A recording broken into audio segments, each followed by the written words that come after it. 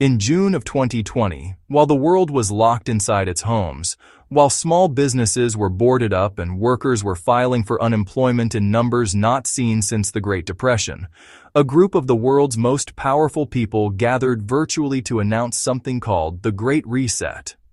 The announcement came from Davos, Switzerland, home of the World Economic Forum. The annual gathering of billionaires, presidents, prime ministers, and corporate CEOs that critics have long described as a private government for the global elite. The man at the center of it all was Klaus Schwab, an 82-year-old German economist who has spent his entire career building the most exclusive club on earth. And what Schwab said that day would spark one of the most heated debates in modern political history. Standing before the cameras alongside Prince Charles, the IMF's managing director, and the United Nations Secretary General, Schwab declared that the COVID-19 pandemic represented what he called a rare but narrow window of opportunity to reflect, reimagine, and reset our world. He didn't say reset a few policies. He didn't say reset a regulation or two. He said reset the world, and he meant it in the most comprehensive way possible. The World Economic Forum published a book on the subject, launched a dedicated website, and placed the Great Reset as the centerpiece theme of their 2021 annual meeting. The plan, according to Schwab, involved advancing something called stakeholder capitalism, rebuilding economies to prioritize sustainability and ESG goals, and harnessing what he termed the Fourth Industrial Revolution, a fusion of artificial intelligence, biotechnology, and digital surveillance that Schwab had been evangelizing since 2016. Now here's where the story splits in two, and to understand this topic properly, you have to hold both threads in your hands at the same time, because dismissing one without examining the other leaves you with only half the picture. Thread 1 is what the WEF actually said and what the documented facts show. Thread 2 is what a significant and growing portion of the global population believes is the hidden reality underneath those official statements. Both threads contain things worth knowing. Starting with the official version. The WEF is not a government and has no binding authority over any nation. It is, technically, a non-profit foundation registered in Switzerland that describes itself as an international organization for public-private cooperation. Every January, it brings together roughly 3,000 of the world's most powerful people, including over 50 heads of state in a typical year, the CEOs of the world's largest corporations, top central bankers, media executives, and celebrity activists to discuss global issues. The 2020 Great Reset Initiative had three stated pillars. First, steering markets toward fairer outcomes by reforming taxes and eliminating fossil fuel subsidies. Second, ensuring that recovery investments advance shared goals of equality and sustainability. And third, using innovation to address health, climate, and social challenges. Klaus Schwab himself described it as a call for responsible capitalism, rather than a replacement of capitalism entirely. Fact-checkers at PolitiFact, Reuters, and the BBC all confirmed that specific extreme claims made about the plan, such as the idea that it called for abolishing private property, installing a global social credit system, or using vaccines for population control, were false and had no basis in the WEF's actual documents. So far, so reasonable. But then you look at the other numbers. The numbers that don't appear in the official press releases. While the Great Reset was being announced, while governments around the world were implementing lockdowns on a scale never before seen in peacetime, the wealth of the world's billionaires was exploding at a pace that defied every historical precedent. Between March 18, 2020, the unofficial start of global pandemic lockdowns, and early 2021, the combined wealth of the world's more than 2,500 billionaires rose from approximately $8 trillion to over $13 trillion. That is a gain of roughly 68% in less than than 12 months. In the United States specifically, the 713 wealthiest Americans saw their collective fortunes surge by $1.8 trillion, nearly 62%, in just 17 months. According to data compiled by the Americans for Tax Fairness and the Institute for Policy Studies, Elon Musk's wealth increased by $150 billion during this period, a gain of over 600%. Jeff Bezos saw his net worth grow from $113 billion to $178 billion. Mark Zuckerberg added $47 billion.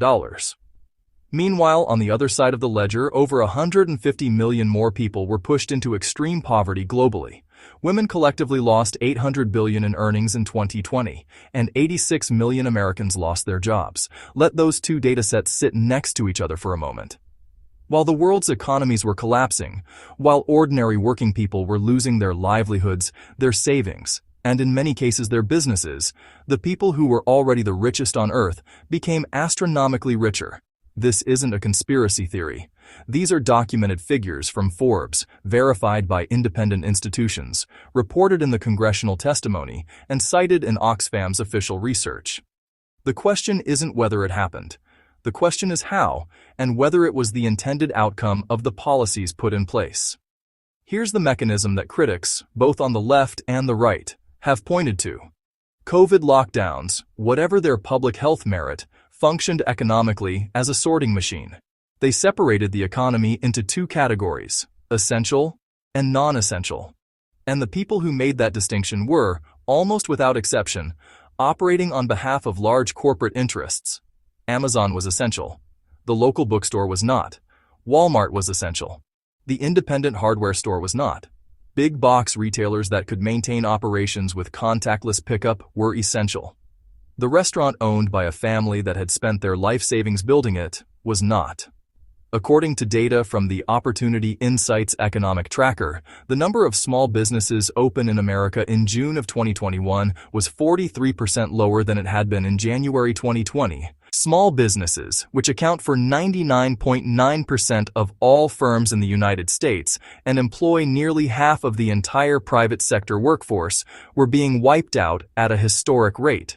During the exact same period, Fortune 500 company stock prices increased by an average of 61.4%. According to Time magazine, consumer spending on Amazon alone between May and July of 2020 was up 60% compared to the year before. Amazon's founder and CEO Jeff Bezos would be summoned to Congress over antitrust concerns, even as his company was being empowered by the very crisis that was crushing his competitors. None of this proves a conspiracy. Markets consolidate during crises. Big companies outsurvive small ones. This happened during the Great Depression and during the 2008 financial crisis too. But what makes the 2020 situation different is the direct, documented connection between the people setting the policies and the people financially benefiting from those policies. And this is where the territory becomes genuinely murky in ways that neither the mainstream media nor the conspiracy theorists have fully grappled with. The World Economic Forum, which launched the Great Reset Initiative, counts among its most prominent members and partners companies, including Amazon, Google, Apple, Microsoft, BlackRock, JP Morgan Chase, and Pfizer. These are not passive sponsors. They are active participants in WEF working groups. They co-author WEF policy papers, and their executives sit on WEF advisory boards. BlackRock, the world's largest asset management firm managing over $10 trillion in assets, had its CEO Larry Fink serve on the WEF board.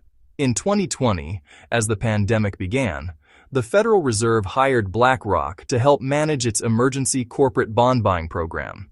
In other words, the same private company that helped set global economic agendas through the WEF was simultaneously being contracted to manage government money during the crisis. The Fed has defended this as necessary given BlackRock's expertise, and the arrangement was eventually disclosed publicly. But it is an extraordinary example of the blurring of lines between private corporate power and government function that critics of stakeholder capitalism have long warned about.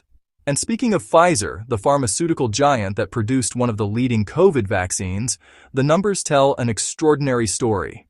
Pfizer's revenues in 2021 reached $81.3 billion, more than double its 2020 figure.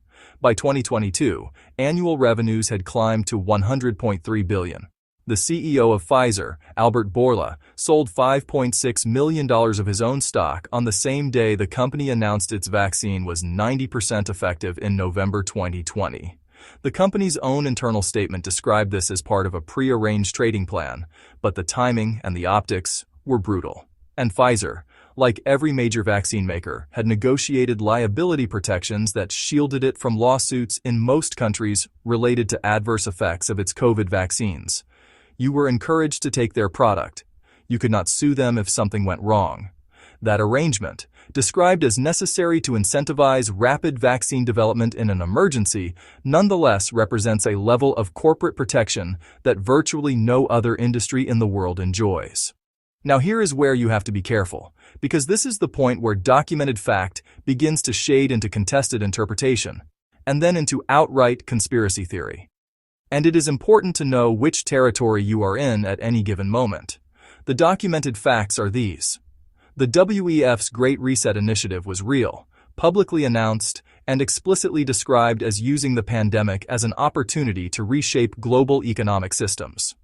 The wealth of the world's billionaires surged dramatically, while lockdowns crushed small businesses and working-class incomes. Major corporations that happened to benefit from lockdowns were simultaneously active participants in the institutions calling for those economic resets. And there are legitimate, serious questions from economists and policy experts across the political spectrum about whether the concentration of economic power that occurred during 2020 and 2021 was an accident of circumstance or the predictable and perhaps anticipated outcome of specific policy choices. What crosses into conspiracy theory is the leap from those uncomfortable facts to the claim that the pandemic itself was deliberately engineered to provide cover for a predetermined plan to collapse the global economy and install a technocratic world government. No credible evidence supports that claim. Microbiologists and virologists have published extensive research on the natural origins of COVID-19. The Great Reset documents, which are all publicly available on the WEF website, do not contain a secret agenda. The claimed leaked memos and covert instructions that circulated on social media were examined and found to be fabricated, and Klaus Schwab's famous phrase that people will own nothing and be happy was taken entirely out of context from a speculative futures article written by a guest contributor and presented as his personal vision for humanity. But here is the genuinely unsettling truth that remains even after you strip away all the fictional conspiracy layers. You don't need a secret plan to explain what happened. The system produced these outcomes entirely through its normal, legal, documented mechanisms. You don't need a hidden cabal. You need only to look at who was in the room at Davos. The IMF managing director, who declared the pandemic a rare window of opportunity, represented an institution that had been pushing structural adjustment programs on developing nations for decades, programs that regularly required countries to cut social spending and open their markets to foreign corporate investment as a condition of receiving loans.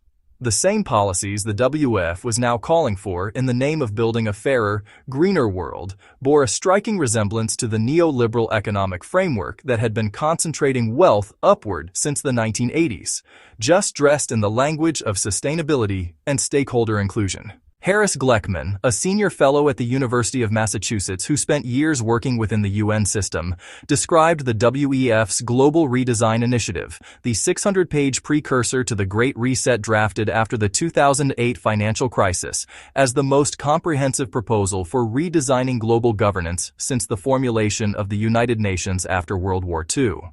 And in the WEF's vision of governance, according to Gleckman, the government voice would be one among many, without always being the final arbiter.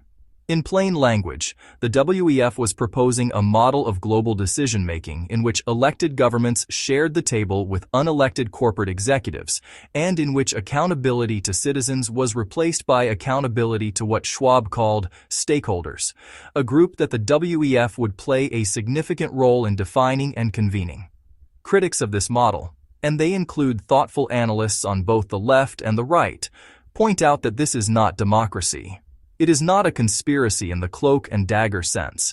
It is something potentially more consequential, a structural rearrangement of power in which the people with the most money gain formal influence over global policy decisions, operating outside any electoral process or judicial oversight, and doing so in the language of saving the planet and lifting up the poor. According to a Brookings Institution analysis, the bottom 50% of American households hold a combined wealth of $2.4 trillion. The top 700 billionaires alone hold over $4.5 trillion. At no point in the COVID crisis were the representatives of that bottom 50% invited to Davos. So where does that leave us? What do we actually know about the Great Reset, and what should we conclude? We know that the pandemic created the largest single transfer of wealth from the poor and middle class to the ultra-rich in recorded history. We know that the policies implemented during that period were disproportionately beneficial to large corporations and devastating to small businesses.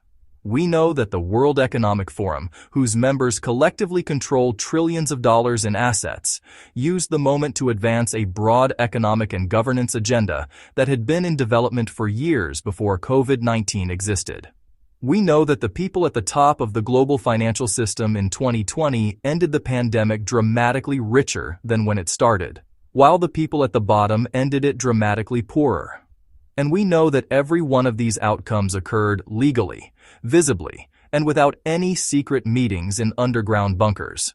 Whether that amounts to a plan to crash the economy depends on how you define the word plan. If you mean a coordinated secret operation designed and executed in advance, the evidence does not support that conclusion. But if you mean a system, a set of economic structures, incentives, relationships, and ideological assumptions that reliably produces certain outcomes whenever a crisis creates the opportunity, then the answer is more complicated. Because systems don't need conspiracies to produce consistent results. They just need to keep running. The Great Reset is not a secret document. It is not a hidden manifesto. It is a publicly available framework for how the world's most powerful economic actors believe the global economy should be reorganized. It is produced by a private organization that no citizen voted for, attended by leaders whose interests rarely align with those of ordinary people, and funded by corporations that stand to benefit from the very policies being proposed. Whether you call that a plan to crash the economy or just business as usual may ultimately say more about how much you still trust the system than anything else. And maybe that is exactly the question they were hoping you wouldn't ask.